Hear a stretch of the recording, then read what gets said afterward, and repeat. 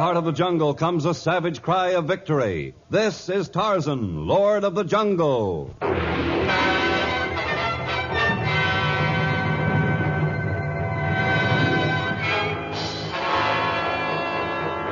From the black core of dark Africa, land of enchantment, mystery, and violence, comes one of the most colorful figures of all time, transcribed from the immortal pen of Edgar Rice Burroughs. Tarzan, the bronzed white son of the jungle. And now, in the very words of Mr. Burroughs, the story, Death Has Small Wings.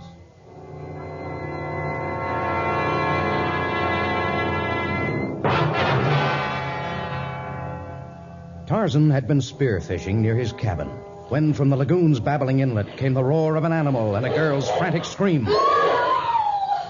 Tarzan clambered up the lagoon's bank, scrambled over rocks, and then streaked to the small inlet. There, a mammoth crocodile was about to close its hideous jaws on a scantily clad young white girl. Tarzan's spear catapulted downward with tremendous force. The crocodile leaped high into the air, its tail lashing furiously. But it was only the last frantic spasm of death.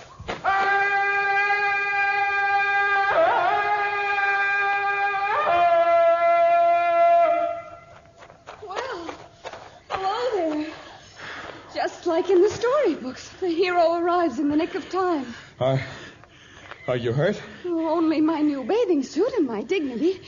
He clawed at both. There isn't much left of the bathing suit. Oh, there wasn't much of it to begin with. It's a bikini bathing suit. Do you like it? Where is the safari you were traveling with this morning? How did you know about our safari? I caught the scent of white men many hours ago. I followed it until I discovered your camp and made up my mind that the men in your party did not come here to start trouble. But I might mean to start some. I've never seen a man like you before. You didn't tell me what had become of your safari. Why did you leave it? Oh, I wanted to swim, and Father got stuffy and impossible, so I just sneaked off when no one was looking. They'll come back for me when they find I'm missing. If I hadn't been fishing near here, they might have returned to find nothing left of you but the fragments of your bathing suit. I doubt that Gimla would have eaten that. You know, you're cute. Do you live near here? The entire jungle is my home. I am Tarzan, and some call me the Lord of the Jungle. I'm Gail Stevens, and I haven't got a title. But I'm open to suggestion. Maybe I'd like to be your Duchess, or is a lord's wife called a countess? A lord's wife is called a lady, and it's plain that you'll never be called that. Why, you insulting savage, Stop pummeling my chest, you little spitfire. I'll teach you to call me names. Stop it! Never try to strike me again. You're hurting my wrist. Will you behave if I let you go? No, I won't. And I'll have to put you over my shoulder and find the trail your safari's taken. You wouldn't dare force me to... Tarzan, put me down. Tarzan. I'll put you down when I've reached your camp and turned you over to your father. Together with a recommendation for a good spanking.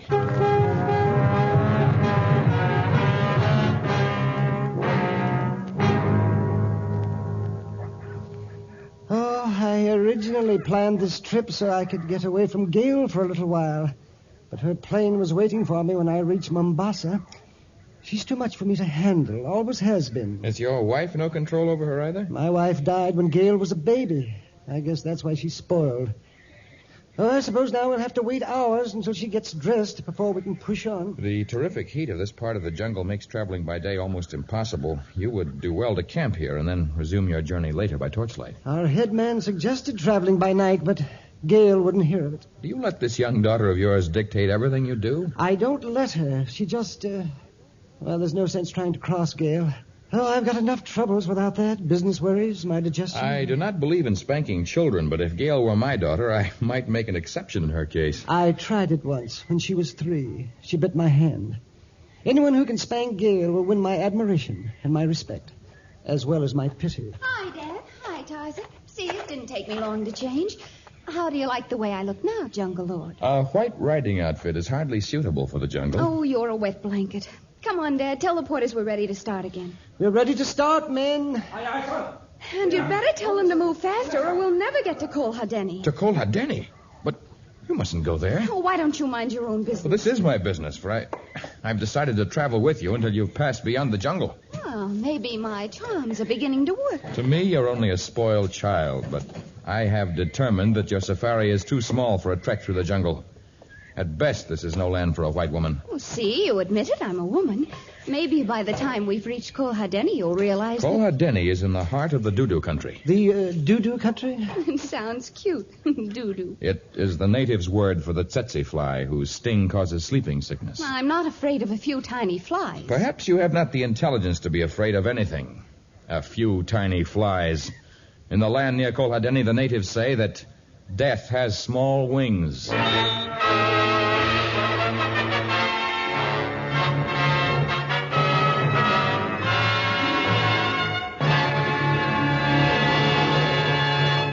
In just a moment, we shall return to our story of Tarzan.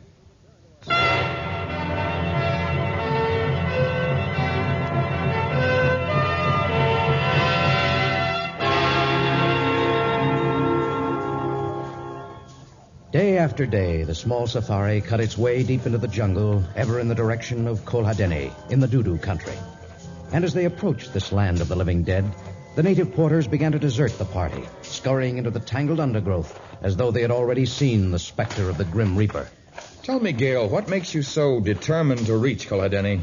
Why did you choose it as your destination in the first place? Because the man at the travel station in Mombasa said it was the one place we mustn't go. And the moment he said it, I knew what Gale's reaction would be. He was a funny little man who looked all frightened and mysterious when he spoke about it.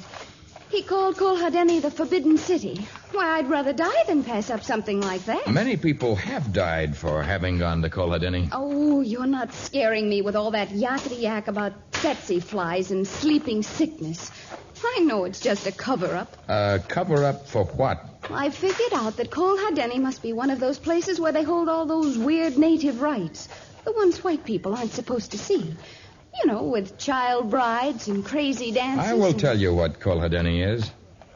It's a miserable collection of earthen huts, each one seething with wretched natives who've been torn from the bosom of their families by the dread disease. Oh, you're just trying to scare me. Perhaps the sight of them may make you realize that the world doesn't begin and end with your own selfish being. Now, Tarzan... You'll see hundreds of wretched blacks who are nearer to death than to life.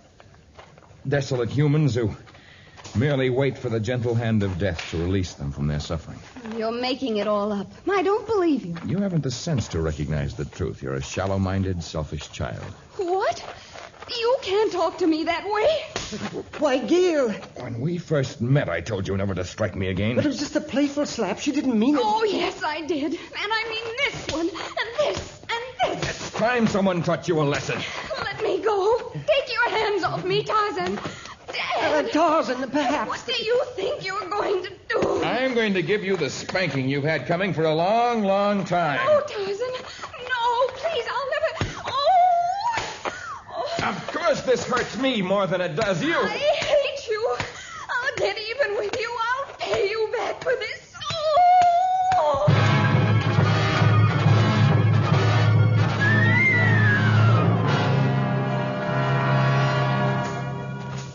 Tarzan, I'm getting very tired. Perhaps if we could stop for a little while. You're not tired, Mr. Stevens. You're afraid Gale's fallen too far behind. Yes, I am worried about her. She's in no danger. I can sense the coming of enemies. Oh, please stop and wait for Gale. Please, Tarzan. All right. Boss! Boss! Oh, she's trying very hard. She hasn't complained about the hardships for several days now. Yes, she's learning. She's only a child. With the body of a woman, a dangerous combination. Oh, yes, I guess so. Well, perhaps by the time we get back to the States... I wonder what's happening there. If only I could get my hands on the current stock market quotations. You're worrying about the stock market when we're drawing close to a land from which we may not return? But I can't help it. That's all I've thought about for years. Perhaps this trip may teach you something, too, Mr. Stevens. You may discover that the stock market returns are not so important. Gale? Yes, what's left of me. Well, at least you stopped for a rest. You know, I could stretch out right under that tree. We're ready to start again. We were merely waiting for you to catch up with us. All right, if you'll just wait a second until I take these heavy boots off. No. Your mosquito boots will remain on. You're to keep your shirt buttoned to the neck, and at no time must you permit any part of your body to be exposed. No bikini bathing suit, eh? What are you doing, Tarzan? Breaking off a few palm fronds. From this point, we will walk single file. Gale, you go first. Mr. Stevens, you follow. And if you see any large brownish flies land on Gale, use the frond to chase them away. I shall walk behind you and do likewise. But who'll chase them off you? I shall try to be wary and whisk them off before they have a chance to bite. But we've been inoculated, and you... Oh, there's no sure inoculation against sleeping sickness. And I'm in better physical condition than any civilized man. Well, we'd better be moving along. Yes, if we keep on at the pace we've been making, by tonight we shall reach the land of the doo-doo.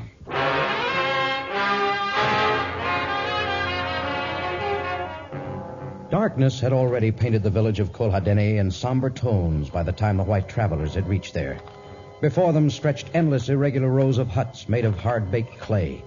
From every doorway, frightened eyes peered out at them. Mangy-looking dogs sniffed at their heels, and ill-fed goats bleated at them from behind piles of unsightly rubble. A few humans, if they could be called that, leaned against broken fences and watched the advance of the strangers as they made their way toward what looked like the principal building of the Death Colony.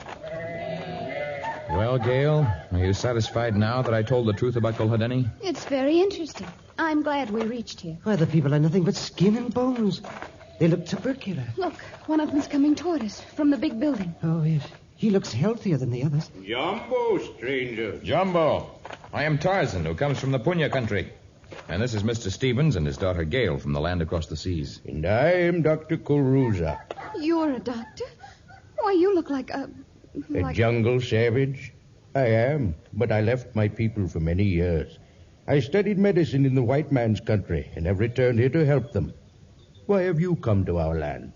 Well, we'd like to help, too. I mean... We came for various reasons, Dr. Kulruza. The young lady because of childish curiosity. Mr. Stevens because he is too weak to deny his daughter her slightest whim. And I because of a perhaps mistaken idea that I might teach this spoiled child a lesson. You have chosen a bad time. The season is both hot and moist, and despite everything I've tried to do, the tsetse flies are multiplying alarmingly. Oh, look at that tiny child. Almost completely wasted away. She is but one of many. I suggest that you do not remain here more than a few moments. The elephant path leading north from here... I'm afraid it's quite impossible to continue traveling tonight. Mr. Stevens is exhausted. Gail has only now begun to see the things I hope will make her grow into a woman. And I have not closed my eyes for many nights. Well, I'll give you my own hut. It's reasonably clean, and there are a few pieces of mosquito netting about, but you're taking a great risk. Tarzan isn't afraid of risks. He's the lord of the jungle. You're very kind, Dr. Kulruza. We'll take advantage of your offer, and in the morning we'll move on. I'll show you to the hut. You're welcome to it for the one night. I hope it will not prove one night too many.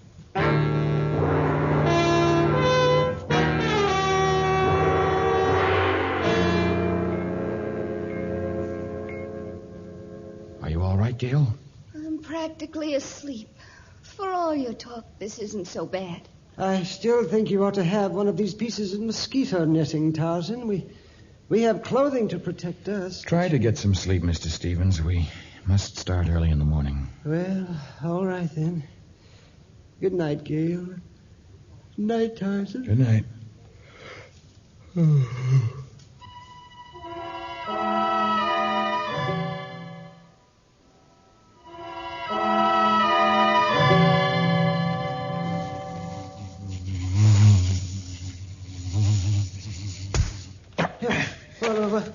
What's wrong? Something bit me. I don't know what. There, on the ground, beside you. A large brown fly. A tsetse fly. Gail, get that native doctor. That doctor, what's his name? Maybe he can... No, there's no sense in getting excited. Many of the flies are not infectious. How long does it take to... I mean, if it was an infectious fly, how long I until... don't know. Some say the disease strikes at once. Others claim you have it for days before you... Tarzan, what's wrong? You look so My strange. head, everything's beginning to whirl. I guess it was an infected fly. Maybe I better... Oh... Tarzan! Tarzan!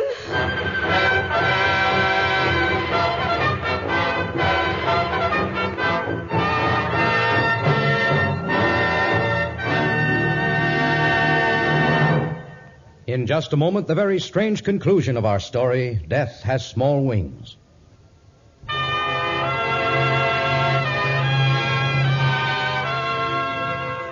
Tarzan could feel consciousness draining from him. Struck his head. And yet, although he could neither move nor speak, there was no black pit of unconsciousness, but instead a sort of twilight gray in which he could see and hear Gale's terror, You've got to save him, Doctor. Mr. Stevens' querulous concern, He's our only chance. and the practiced examination of the Negro doctor.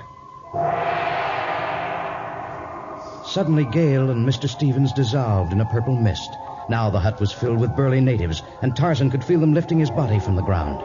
He was being carried through the village on their shoulders. Carry him gently. Only now he couldn't see. The gray of his mind had turned to sable blackness. They'd stopped carrying him. They'd put him down someplace and gone away. It was getting lighter now. Day was breaking, and Tarzan was feeling better. He was feeling a lot better. He opened his eyes and looked up into a face that was familiar and yet strange. Who are you? Now. You've been sick. You must not waste your strength on idle questions. You look like Dr. Colruza, the native doctor, but your skin is white. Do you see those mountains in the distance? Mountains? Near Kolhadeni? Yes, I do see them. What color would you say adorn their peaks? Color? I'd call it a sort of rosy pink. Not orange? Yes, it might be described as orange. And yet some people might call it red or yellow or even golden. You see, my friend, color is only in the eyes of the observer. Here we do not call a man black, nor white, brown, nor yellow. We are all one in this land. In this land? Where have they brought me? It is not for me to explain matters. Even now the High One awaits our coming. The High One? The chief of this land? Your ruler? We have no ruler. We need none. Will you follow me along this path? Yes, of course. You walk without difficulty? Seems strange, but I've never felt stronger nor healthier. And this is a strange path, like one through my beloved jungle, and yet the rocks do not hurt the feet and the bushes have no thorns. That is so. Am I a prisoner here? No more than are the fish prisoners in that stream over there. Look at them, hundreds of them leaping over the rocks. Now, if I had my spear, I could... We do not kill in this land. Food is provided without the need to kill. It sounds ridiculous, perhaps, but tell me, have I died? Is this the land of spirits? Ah, here comes the High One. He's coming to welcome you. It's Mr. Stevens. Mr. Stevens dressed in a long robe and with a white beard. This is the strangest thing I've ever... Welcome to our land, man of the jungle. You speak as though I were a stranger to you, as though we hadn't spent the last few weeks together. Indeed, we have spent countless centuries together. For are we not both men and thus brothers? This is crazy. I must be delirious. You speak thus because always in the past when you entered a strange land, you were surrounded by unfriendly people who held spears at your back and threatened you with knives and other implements of war. Is that not so? Yes, I guess that's what I was thinking. Perhaps the delirium exists in those lands. But come, you are hungry, and we have food prepared for you. The dining hall is but a few steps away, if you'll come with us. I've never seen such a beautiful place. The marble columns, the golden ceiling. Ah, you see, High One, he's learning already. In his eyes, the columns are of marble and the ceiling of gold. Daughter, bring food for the hungry traveler. Even now I approach with his repast, my father. Gale. You are Gale? My name is Abigail. It is a Hebrew name. I have never been called Gale, though a few souls have sometimes called me Abby in jest. You have never been called Gale? No, I have not. It's fantastic. You look somewhat different, and your long robes look unaccustomed, but I would have sworn I shall you... place the food on this low table, and you can sit on this brocaded cushion. You will find it most comfortable. When you have refreshed yourself with food and drink, we will talk again. Peace be with you. I, too, will leave you now, our guest, so that you may feast undisturbed. If you wish anything more, summon me by clapping your hands, and I... No, don't go, please. I want to talk to you. I shall be happy to stay if you desire my presence. Here, I shall sit beside you on this other cushion. There. You once vowed to get even with me, Gale. Is this crazy world I find myself in part of your scheme? I have never seen you before this day. My name is Abigail, not Gale, and vengeance is unknown in this land of ours. But why do you have troubled thoughts? Do you not like our country? Oh, it is beautiful, but somehow strange and unreal. The way the birds fly blithely in and out of the windows of this palace, the manner in which the small beasts of the forest peer in without fear of man. They have no need to fear us, nor have you any cause for fear. You keep watching me so strangely, and yet my only desire is to serve you. That's what I can't understand, your desire to be helpful. For the Gale you resemble strangely thought only of herself. A girl who thought only of herself? Ah, but that was in another land. And your father, in that other world, he was weak and spineless. Here he's a tower of strength who's called the High One. What is the secret of it all? Our only secret, if we have one, is that here we know not the meaning of fear. And without fear, there is no evil. Look behind you. A panther. I have no fear. And I have no knife, but I will battle him with my bare hands as I have many times before. Sit down, jungle man, for the panther is as gentle as a kitten. What? It's true. He's fawning against you like a household pet. Of course. He wants to be petted. There you are. Now run along, for I must get our guest more food. I don't know what this land is all about, Abigail, or how I got here, but perhaps this is the place I've hunted for all my life. The dominion of peace I was never able to find in the jungles or in the cities of the world. I hoped you would say that, for if you accept our land, it will accept you. I will open my heart to you and do your bidding always.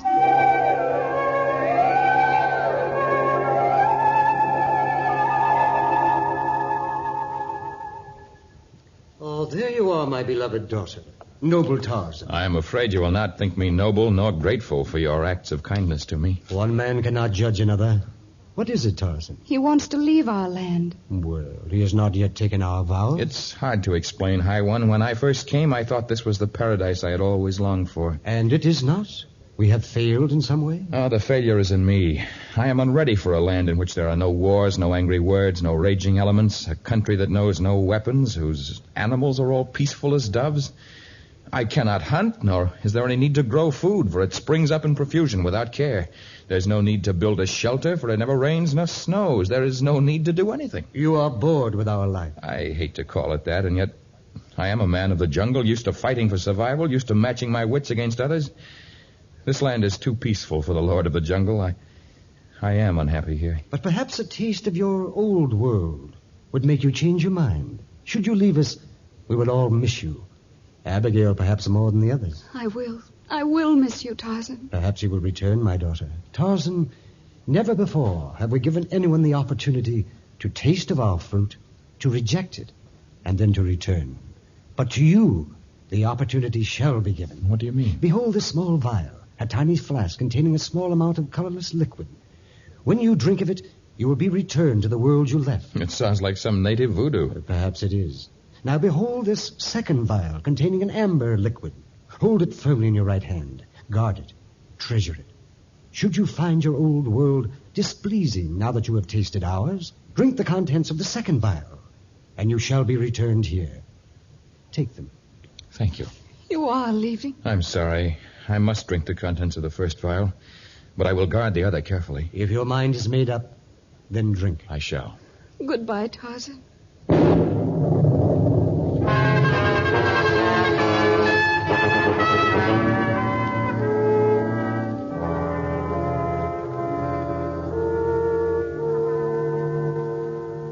He's coming to, Mr. Stevens. He is indeed. At last. I was afraid for a while his death would be on my soul.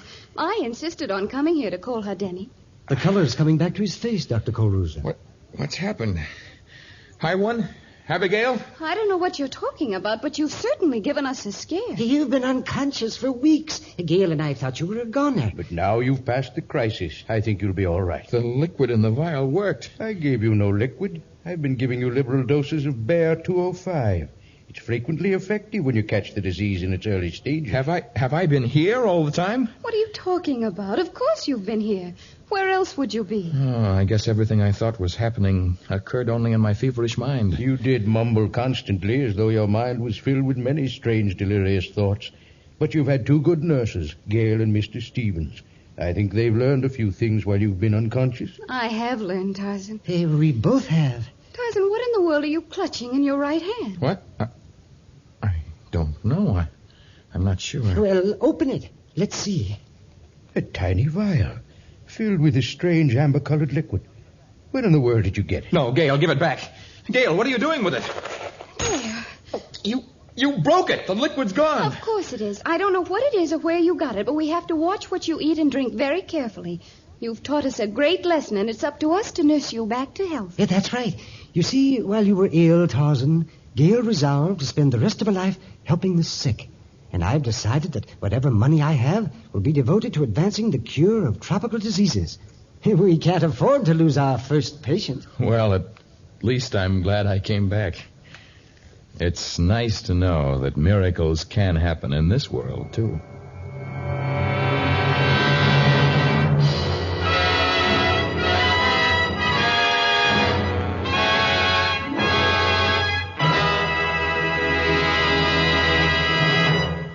We'd like you to remain with us for another few moments so that we may tell you about our next exciting story of Tarzan.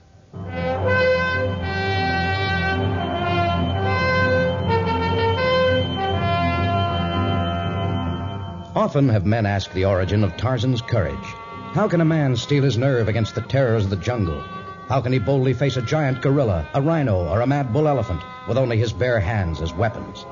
Ruka, a native youth who knows he's to be poisoned before the next moon is past, looks for a source of courage, and he finds it in Tarzan's magic amulet.